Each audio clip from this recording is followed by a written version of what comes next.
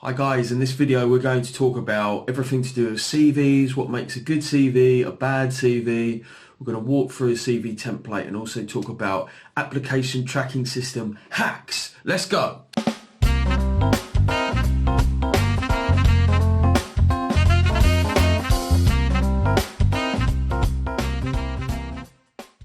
What's up guys, Mike from Job Ready English. Please, if you like this video, like and subscribe to this channel.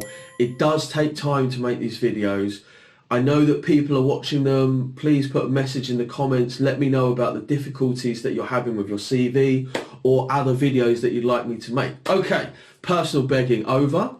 So today we're going to be talking about CVs. Not the most exciting subject, particularly in today's world of LinkedIn. You'd think, well, why do I need a CV? But it still gets used a lot, so we need to cover it. So what are we going to cover today? First of all, I'm just going to talk really quickly about who's going to look at your CV. Secondly, we're going to look at some bad examples of CVs. I always find this really useful because if somebody shows me what something looks at when it's really good, I may just try and copy it. But if I also see what it looks like when it's bad, then I've got a good reference point for what I don't want. So after we look at our bad CVs, we're going to see what does a good CV look like. I'm going to take you through a template and a walkthrough, and finally stay on to the end of the video because I'm going to give you some application tracking system hacks and tips. If you like anything in this video, you can download the CV instruction and template, and also I've thrown in the cover letter cheat sheet. That's all in that link. Just pop through, download it. It's all free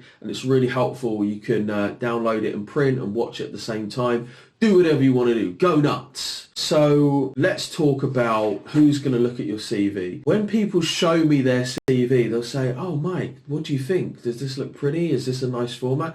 The truth is, a human being is quite unlikely to look at your CV in the first pass. It's going to be something called an ATS, an application tracking system.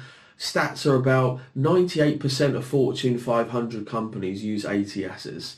So if you're applying for a small and medium-sized company, you might not, a human being might look at it, but if you're applying for a big company, it's going to be an ATS. So shout out to Anastasia at UK Hired, who showed me this tool, which was on their website, ukhired.com, called jobscan.co. Absolutely love it. So what you do is you upload a CV, you upload a job description, and JobScan will tell you for free if it's a good match. So this is really important because what you need to think about is it's not about what your CV looks like, it's about what it contains. So Lynn wants to apply for a digital marketing role. You can go back and see Lynn in part 1 and 2. So Lynn's our master's marketing student. She wants to apply for a digital marketing role. What Lynn needs to think about in line with the application tracking system is a couple of things, and we're going to cover these at the end of this video in our application tracking system hacks and tips. So first of all, if you're applying for a digital marketing role, do you have a digital marketing job anywhere within your work experience? Do you have any particular keywords that they're looking for? For example, optimizing, analyzing, Google Analytics, Facebook, adverts, optimization rates. These are the types of skills and tasks that a digital marketing person would do. So what the company will do is when they fill out the job description, they will feed that into the application tracking system and basically say to the system, find me people who match these words. Think about doing your dissertation or doing an essay when you go to the library. Your university library has thousands, tens of thousands of books. And you will never see most of those books because all you're searching for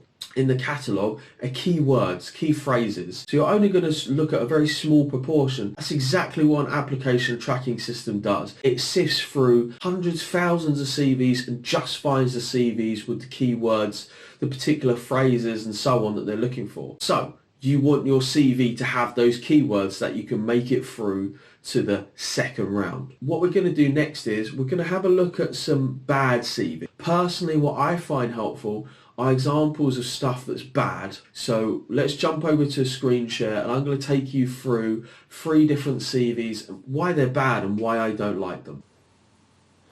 I've got 3 different CVs here which I feel are an accurate representation of the different types of CVs and mistakes that I see on a regular basis. So this first CV is an example of a 2-column CV with a photo, quite popular from Asian students. So what's wrong with this? Firstly, we don't need a photo. Next, we don't need two columns. If you think of a CV as a top-down reading experience, much like reading a book, then you want everything to be in one column. A good rule of thumb to think about with a CV is a recruiter on average will have about 10 seconds to go through your CV. So you need to make everything as clear as possible. Finally, you'll notice down here there's this strange piece of formatting that seems to just be hanging around by itself. The reason being is I've deleted some of this student's personal information. Now what's happened here is a good example of why you shouldn't give special formatting for CVs. Another really important tip is CVs should always be saved as PDFs so that the formatting is locked in. If you send it, say, as a .doc document, then it may look completely different if it's open with a different piece of software on a different computer. This next CV is different. Again, it's not particularly bad, it's just a little bit unclear. First of all, we don't need headers and footers, and we don't use colours in CVs. They're not useful, particularly now we know what we know about application tracking system. I find that often students want to find new and novel ways to present their CV when truthfully the old school way works. Next, we've got these two columns, which again, if you think about it as a top-down experience, makes it difficult to write because we're jumping from one bit to the other, and we've got three different headers all vying for our attention. And lastly, we don't need this footer, so we don't need a repetition of your contact details. Lastly, this is a CV that I was part of the way through editing, and though we see it's a little bit easier to read because it's single column and a clear header, what is difficult is these big chunks of text. I tend to find if a student is really uneasy about the amount of experience they have, or they want to demonstrate that they're really qualified, they'll tend to overwrite their experience, and you just get these big long paragraphs. Again, the recruiter's not going to be able to go through that in 10 seconds. And the last rule that's broken here is that the CV is longer than 3 pages.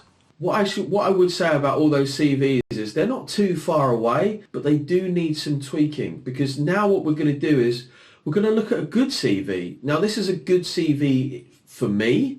This is the types of CVs that I've used for about 7 years. I've used it with hundreds of clients and they're generally pretty successful, so I judge it based upon the results. So let's have a look at this.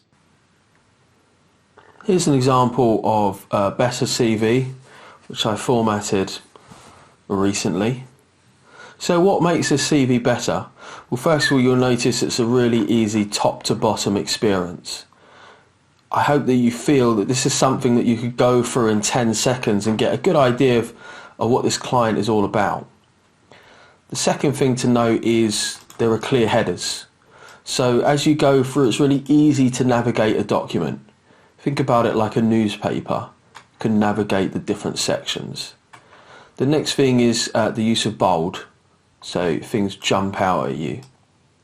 This particular student was interested in quantitative finance, so wanted to place emphasis on their modelling skills.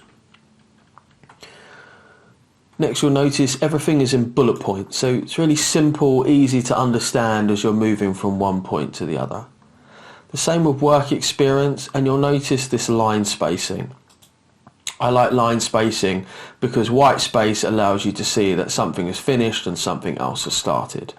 And finally at the bottom we've got these skills and interests, and you'll notice different IT skills, language skills, and also personal interests from the candidate. So overall, why is this an easier CV? It's just better formatted. The information is probably the same as the other CVs and the content, but when I'm looking at it visually, and also when I'm trying to think about matching the keywords, it's much easier to do that. I could also go through and bold the keywords, and in fact, that's what we did, and you'll see from the next part, which is our template and CV instructions. So I hope you enjoyed that comparison between the good and the bad CVs. Now what I want to do is that I'm going to jump in and we're going to have a look at the CV instructions and template document, which you can download in the instructions below, because I'm actually going to give you a walkthrough of a CV and really just explain to you how to do it, why to do it, and when you should do certain things. I find that a lot of blogs and videos, either they go through it very quickly or they just kind of give you the end result, which is helpful. But what I find helpful is when someone really explains to me why, how, and what I should be doing. So let's have a look at the CV instructions and template, which you can download in the description. This should basically give you all the information that you need to write your own CV. I just want to walk you through it just to point out some important parts and, print this off, use the template and get your CV done. So first of all, principles of a CV should be no longer than 2 pages, no need for headers and footers or for identifying information like date of birth, nationality, and always list experience chronologically. So the most recent thing would be on the top for each section: education, work experience and extracurricular activities. Some key ideas for your structure: if you have a name which is difficult to pronounce, do try and include an English nickname. I realise some students may feel that this is unfair or they shouldn't do that, but the truth is, if your name is difficult to pronounce, you run the risk of just not being included because the recruiter might feel unsure how to pronounce your name. It seems silly, but if you can avoid it, then do so. Contact details, sensible email address. Also, you only need to list your town and postcode, so it'd be like London SE13, for example. You don't need to list your physical address because they're not going to mail you a letter. Now, education, work experience and extracurricular activities all formatted in the same way. Just a couple of notes for each of them. First of all, for education, we don't list your dissertation unless it's relevant for the job that you're applying to. I've seen quite a few CVs before where students will go into quite a lot of detail about their dissertation, which is nice, but if it's not relevant to the job, then there's no need to be in it. Work experience should be at least a month. Anything less than 2 weeks is not really work experience, so shouldn't be listed.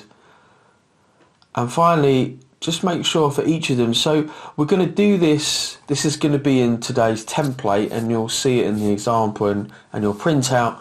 We actually list out the key skills. So we're already thinking about the application tracking system, those skills that were listed in JobScan. We just list the skills ourselves and then we can easily match them with job description.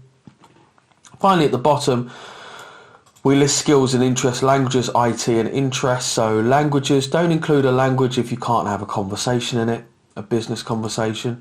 IT skills, always say how proficient you are. If you're particularly advanced, you have a number of skills. For example, you're an advanced Excel user who could use VBA, macros, integrate with Tableau, for example. Then make sure you include that if it's relevant to the job.